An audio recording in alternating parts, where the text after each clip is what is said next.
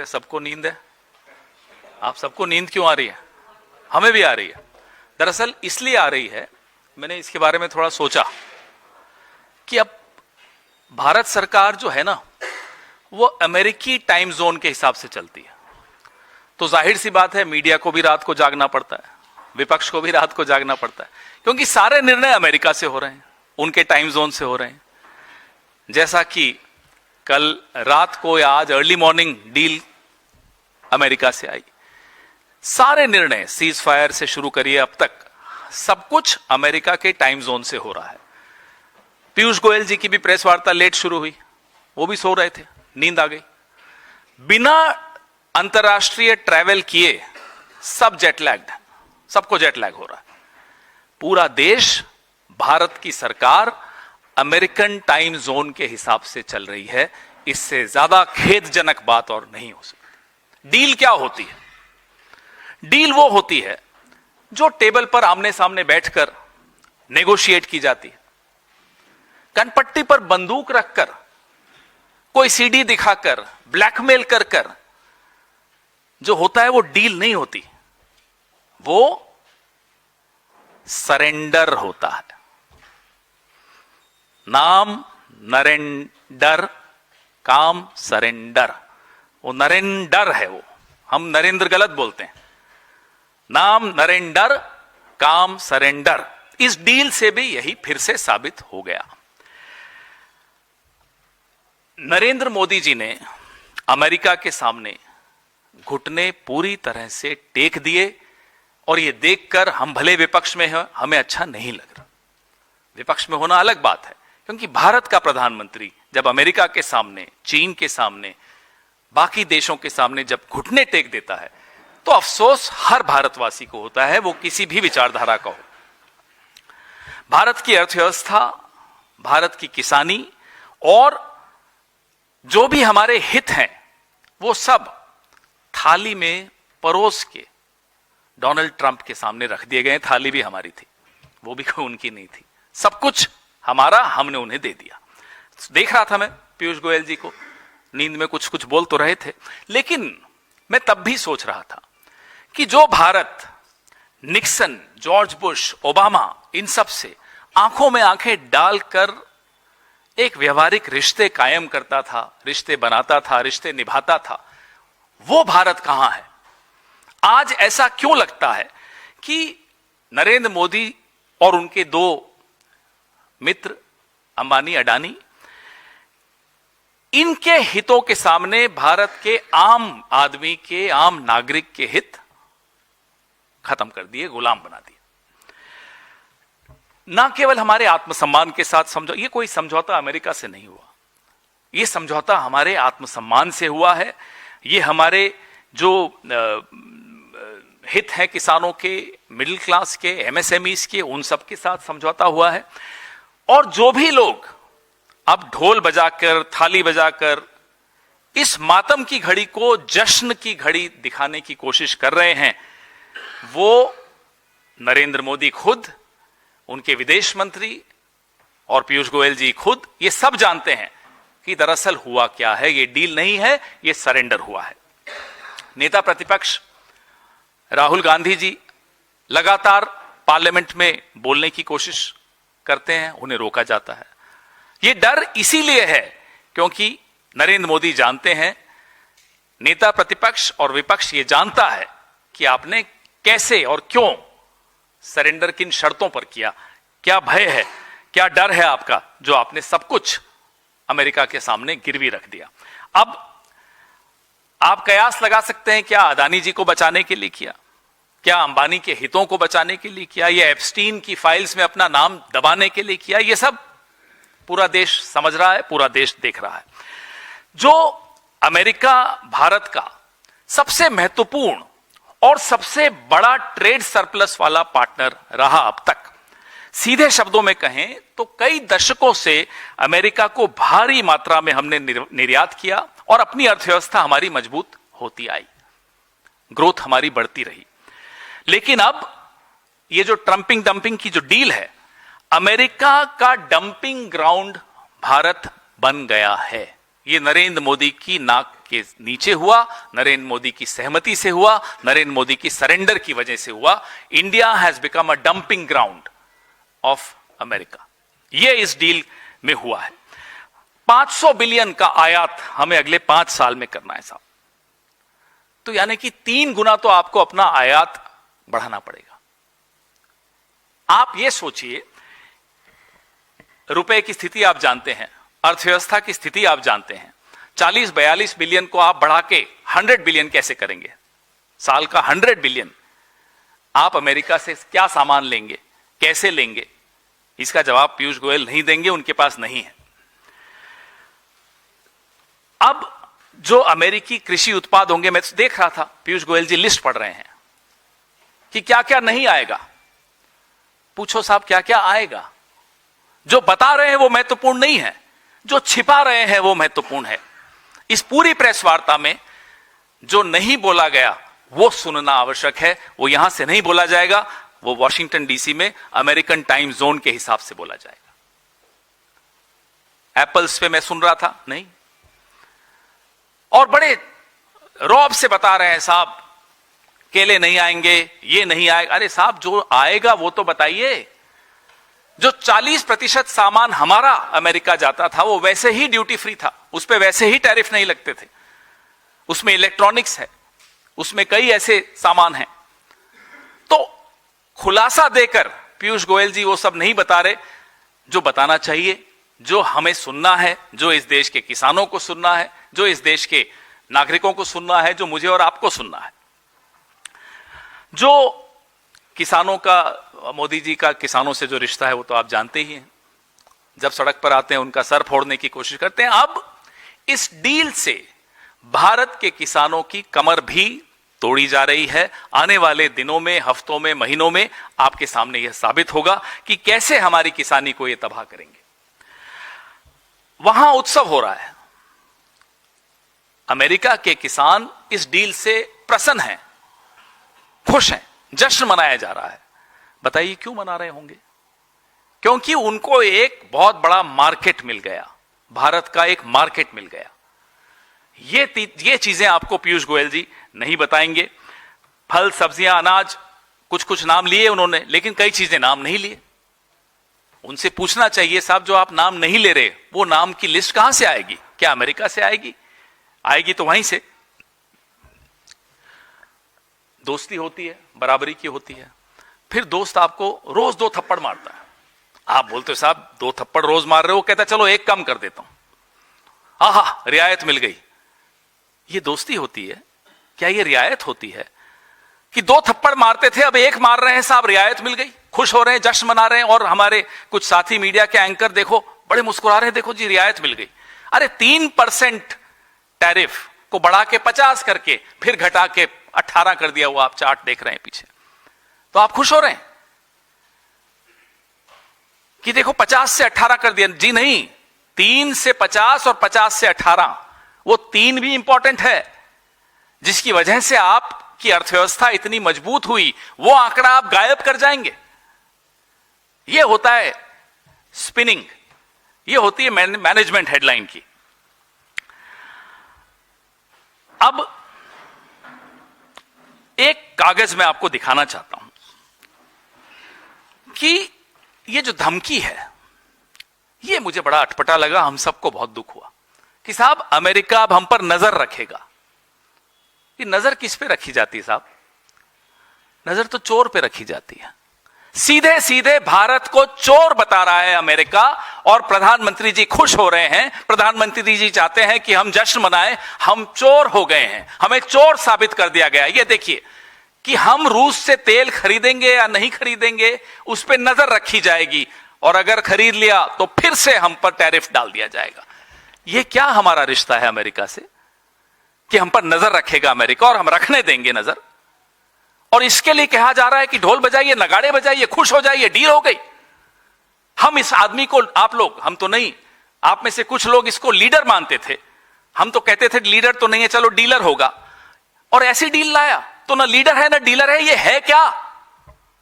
ये नरेंद्र मोदी क्या है? लीडर तो नहीं था कभी, न था, न हो सकता है, न है। अरे हमने सोचा अडानी अंबानी के लिए डील लाते हैं तो हो सकता है देश के हित के लिए भी कोई डील लाएंगे, अच्छी डील लाएंगे। ये खाक है डील, ये डील लाए हैं। ये आदमी सिर्फ और सिर्फ सरेंडर करना जानता है, देश के हितों का। आप अपना सरेंडर करिए, कोई दिक्कत नहीं, हमें करते रहिए। आपकी क्या सीक्रेट्स किसके पास है हमें कोई मतलब नहीं है। एप्स्टीन के पास है, चीन के पास है, हमें कोई फर्क नहीं पड़ता किसके। लेकिन आपकी सीक्रेट्स के चलते अगर देश के किसानों को नुकसान होता है, देश के आत्मसम्मान को नुकसान होता है, तो जी हां, हमें दिक्कत है और हम आवाज उठाएंगे। आप दबा दीजिए राहुल गांधी की आवाज लोकसभा में, हम बाहर उठाएंगे, उठाते रहेंगे आवाज। और जब एक बार कोई कॉम्प्रोमाइज हो जाता है ना, कॉम्प्रोमाइज शब्द बड़ा महत्वपूर्ण है जो राहुल जी ने इस्तेमाल किया पार्लियामेंट में। जब एक बार एक व्यक्ति कॉम्प्रोमाइज हो जाता है, फिर वो झुकता चला जाता है, बिछता चला जाता है, सब कुछ लुटाने को तैयार हो जाता है। वही आज नरेंद्र मोदी की हालत है, वही आज इस देश के प्रधानमंत्री की हालत है। क्या ऐसा प्रधानमंत्री देश के लिए हितकारी हो सकता है? एक मिनट के लिए भी हितकारी नहीं हो सकता, क्योंकि वो कॉम्प्रोमाइज है, वो झुक गया है, बिछ गया है, न्यौछावर हो गया है। ये डील से मालूम पड़ता है। ऑपरेशन सिंदूर के वक्त, सीज फायर के वक्त संशय था, शक था, लेकिन अब वो शक जो है बिल्कुल यकीन में बदल जाता है। ये है, हमें चोर साबित किया जा रहा है और हम खुश हो रहे हैं। पीयूष गोयल जी मुस्कुरा रहे थे, मुस्कुराहट उसकी जा ही नहीं रही थी। ये क्या हाल है इस देश का? कैसे बना दिया इस देश को? यहां तक कैसे आए हम? जो एप्स्टीन के जिक्र मेल्स के मोदी जी के कई घनिष्ठ लोगों के उसमें आते हैं, उस पर भी हम चर्चा बाद में करेंगे। लेकिन जो शक की सुई है, अब वो शक की सुई नहीं रही। अब वो साबित हो चुका है, ये आदमी डरा हुआ है, ये आदमी दबा हुआ है, ये आदमी सरेंडर्ड है, ये आदमी कॉम्प्रोमाइज्ड है। ये डील, जिसको ये डील कह रहे हैं, ये डील आने वाले दिनों में आपको पता चलेगा किस किस क्षेत्र में, किस किस सेक्टर में हमको क्या क्या नुकसान देकर जा रही है। सेक्टर्स बहुत हैं, जैसा मैंने आपको कहा कि लिस्ट जो दिखाई गई, जो पढ़ी, जो सुनाई गई, वो अलग है। जो छिपाया गया वो ज्यादा महत्वपूर्ण है। हम उम्मीद करते हैं कि आप लगातार रोज किसानों के हित के सवाल, इस देश के जो लघु उद्योग हैं उनके हित के सवाल पूछ के जवाब अमेरिका से नहीं, जवाब पीयूष गोयल से। आज मैं सुन रहा था अपने साथियों में से कोई उनको रशियन ऑयल के विषय में पूछा, तो बोले साहब वो मैं नहीं बताऊंगा, वो फॉरेन मिनिस्टर बताएंगे। फॉरेन मिनिस्टर से अमेरिका में कल पूछा, बोले वो मेरे को नहीं मालूम, वो तो कॉमर्स मिनिस्टर बताएंगे। ये इस सरकार की हालत है। और बीच में दोवल जी कूद जाते हैं, मैंने जाके धमका दिया अमेरिका को, मैं नहीं झुकूंगा। और दोवल जी कूदते हैं श्रेय लेने के लिए एक ऐसी डील का जिसका श्रेय किसी को नहीं लेना चाहिए। फिर एमईए क्लैरिफिकेशन देता है कि नहीं नहीं, दोवल जी का कुछ गलत खबर है, वो नहीं गए, उन्होंने नहीं धमकाया। ये है इस सरकार की हालत। कॉमर्स मिनिस्टर कहते हैं विदेश मंत्री से पूछो, विदेश मंत्री कहते हैं कॉमर्स मिनिस्टर से पूछो, दोवल जी कहते हैं मुझसे पूछो, मैंने धमकाया था। और होता क्या है, जब हम सुबह उठते हैं तो अमेरिका से प्रेस नोट आया होता है, और वो भी ऐसा कि हम नजर रख रहे हैं हिंदुस्तान पर। ये डील इस देश के साथ, इस देश के करोड़ों लोगों के साथ, इस देश की एक समृद्ध विरासत है, विदेश नीति की एक विरासत है, उसके साथ एक बहुत बड़ा विश्वासघात है। This is a betrayal to all that India stands for, all that India stood for over the last 75 years. This is not a deal which is in our interest. This is a total surrender by none other than Narendra. And this is not the first time. You've seen Narendra Modi surrendering our interests to America. You've seen Narendra Modi giving clean chits to China. Now we've gone and announced that we'll buy products worth $500 billion over the next 5 years from the US. There is no corresponding commitment from the US, by the way. Your import bill with the US from 42 billion a year will have to go up to 100 billion a year. And you know the health of the rupee. You know the health of the economy. Where are you getting the money from? What are the products you will buy? Mr. Piyush Goyal read out a list of what all we will not buy. but he very conveniently, very cleverly hid the list of what all will come, will be dumped in India. India has been made into a dumping ground by this deal. I don't want to call it a deal because deal is amongst equals. You sit across the table and negotiate. A deal cannot be with a gun held on your forehead. A deal cannot be because of some name of your prime minister figuring out somewhere. It's a blackmail. It's a surrender. Your questions, please. Union Minister. Mike. Sir, Union Minister Piyush Goyal has stated that clearly that we haven't, this BJP government hasn't opened markets, Indian markets, particularly with regards to dairy and farming, to this under this deal. And he has also said those products, those entities where we are Atmanirbhar, he has used this word. So we are not going to throw open markets. Ask him to read out that list. The point here is, whatever Piyush Goyal says becomes irrelevant because at the end of the day, the dotted line comes from the US. As I said, everything from the announcement of the deal to the framework of the deal, everything has come from the US. So whatever Piyush Goyal says doesn't really matter. I remember some journalist day before yesterday or yesterday asked the external affairs minister in the US about the deal. He said, look, I'm not looking at the deal, it's the commerce minister. Today somebody asked the commerce minister about oil in this deal. He says, no, ask the external affairs minister. What is happening in this government? There is absolute incoherence.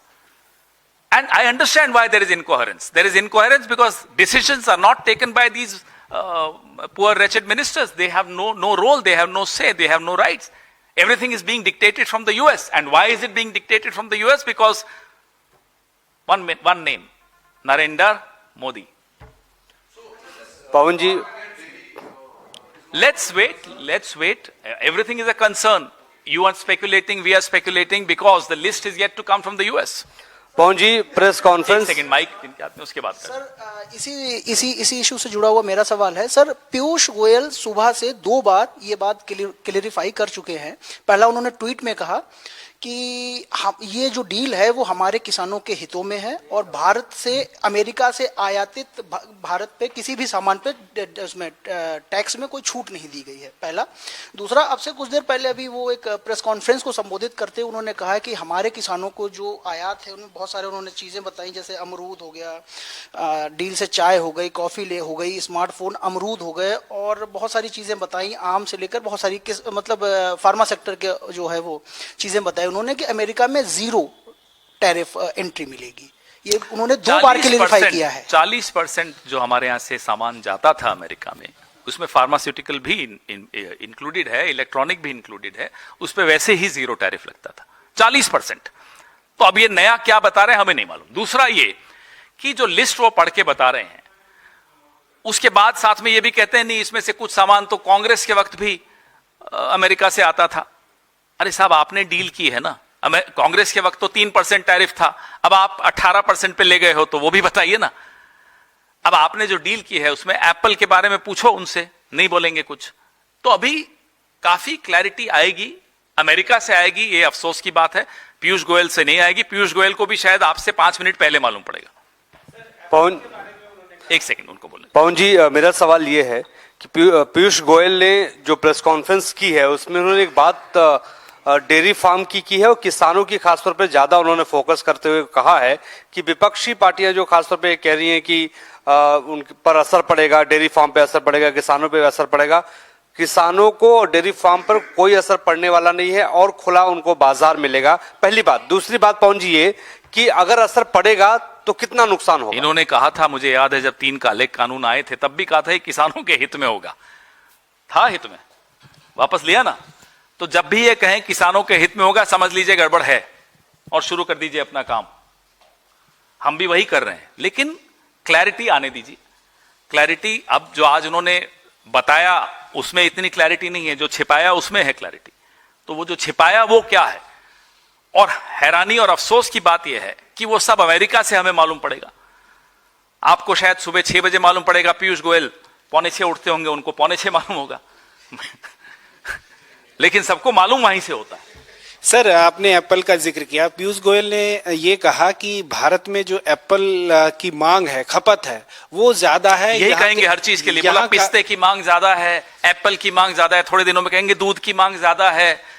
ये ever expanding list है, ये कोई conclusive list नहीं होगी। देख लीजिएगा आप, ये एवर एक्सपैंडिंग लिस्ट होगी जिसमें कहेंगे मांग बढ़ गई, आ जाओ साहब, ये भी दे दो, वो भी दे दो। टोटल सरेंडर के अलावा और कुछ नहीं है।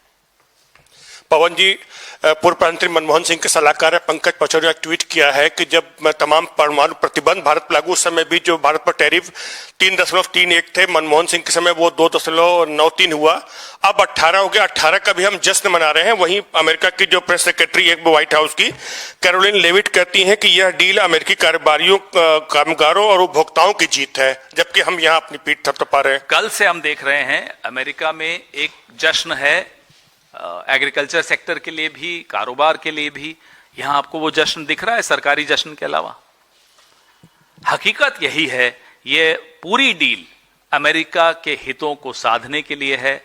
नरेंद्र मोदी कुछ छिपाना चाहते हैं, हमें नहीं मालूम क्या क्या, कुछ गैस हमने किए हैं। कौन बनेगा करोड़पति टाइप 2-3 जवाब हैं हमारे पास। वो एप्स्टीन है, वो अडानी अंबानी है, क्या है हमें नहीं मालूम, लेकिन कुछ है कि वो बार बार डर जाते हैं। सर, मेरा सवाल इसी चीज को लेकर है। जो ट्रेड डील पे आप लोग सवाल रेज कर रहे हैं, उस पे पीयूष गोयल का कहना है कि जो ऑपोजिशन की पार्टीज इसको लेकर सवाल खड़े कर रही हैं, वो स्पेशली किसानों को भ्रमित कर रही हैं और देश में उनको किसानों की फिक्र नहीं है। वो केवल देश की जनता को गुमराह करने की कोशिश कर रहे हैं। यही उन्होंने कहा था जब ये 3 काले कानून लाए थे। यार ऑपोजिशन गुमराह कर रही है, क्या किसान मूर्ख हैं कि कोई ऑपोजिशन, कोई पॉलिटिकल पार्टी उनको गुमराह कर लेगी? जो आदमी आसमान देख के बता देता है कि फसल कब लगानी है, वो मूर्ख होता है क्या? आप उन्हें बार बार उनको नुकसान करने के लिए षड्यंत्र रचते हैं। हम आपको कामयाब नहीं होने देते। काले कानून आपको वापस लेने पड़े, फिर आ गए आप नए तरीके से कहने कि साहब किसानों को गुमराह किया जा रहा है। सर, पिछली बार काले कानून को लेकर के किसानों ने आंदोलन किया और लगातार चला, और पिछली बार के ट्रैक रिकॉर्ड में एक बात और निकल के आई, जिस किसान को अन्नदाता या बड़ा पूजनीय माना जाता था, उसको खालिस्तानी तक सहना पड़ा। तो पिछला रिकॉर्ड लेकिन 3 साल तक लगातार चला। उसके बाद इतनी सारी बदनामी हुई, जितने पॉलिटिकल कैरियर्स जो थे, जो राजनेता थे, उनके, किसानों के नेता जो है। तो क्या लग रहा है दोबारा में किसान इस आंदोलन को खड़ा कर पाएंगे? क्योंकि किसानों के पास क्या रियलिटी, क्योंकि सरकार जश्न मना रही है, जश्न के चारों तरफ पोस्टर्स लगाए जा रहे हैं, हर जगह मीडिया तंत्र लागू है, उनका सरकारी सिस्टम लागू है, तो क्या किसान के पास ये बात पहुंच पाएगी? किसान समझ पाएगा? सरकारें झूठ बोल सकती हैं, मैं और आप भी झूठ बोल सकते हैं, लेकिन पेट की भूख जो होती है ना, कभी झूठ नहीं बोलती। पेट हमेशा सच बोलता है। और उस पेट ने, जब किसान आंदोलन कर रहे थे, वो पेट का सच था, वो भूख का सच था। और वो सच बड़ी बड़ी सरकारों को, बड़े बड़े राजाओं को सड़क पर ले आता है। इससे ज्यादा मैं नहीं कहना चाहूंगा। आपने कहा सड़क पर ले, किसान के पास तो कुछ भी नहीं, किसान तो बेचारा खेत में जाके गायों की लाठी लेके आता है। तो क्या लगता है किसानों को लाठी लेके पसंद करना पड़ेगा? अब इस सरकार से पूछिए, क्या सड़क पर आना जरूरी है? क्या आपको नहीं समझ में आ रहा किसका नुकसान हो रहा है? इस सरकार को समझना है।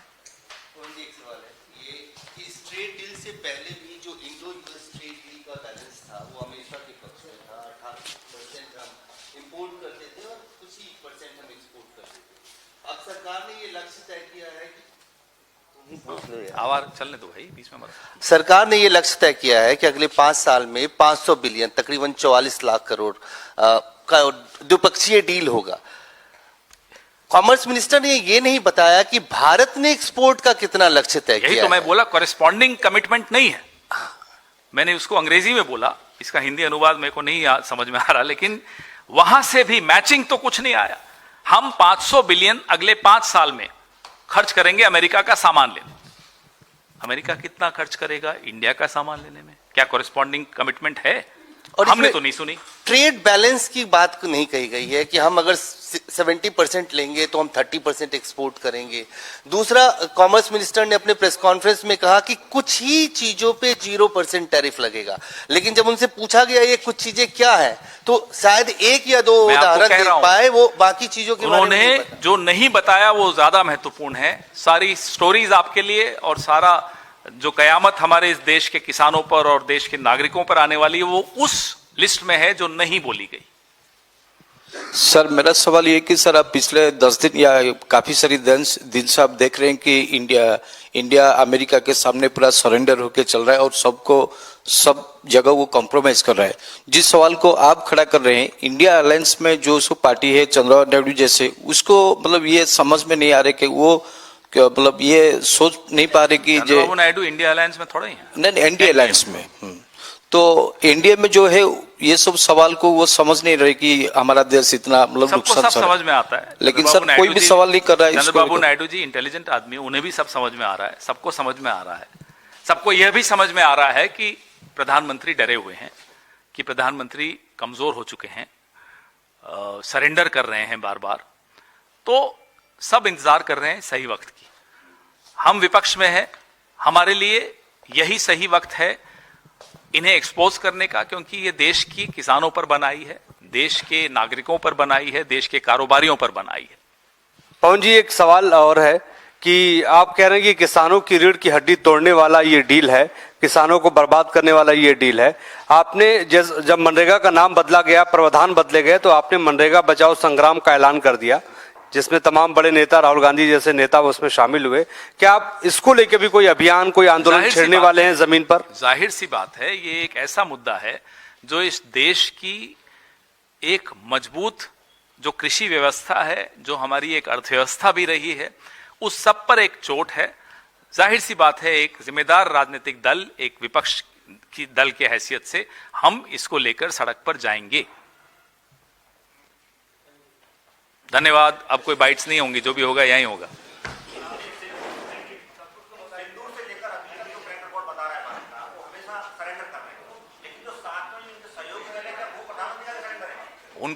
उनको भी जाना ही है अपने वोटर के सामने, उन्हें भी समझ में आएगा क्या हो रहा है।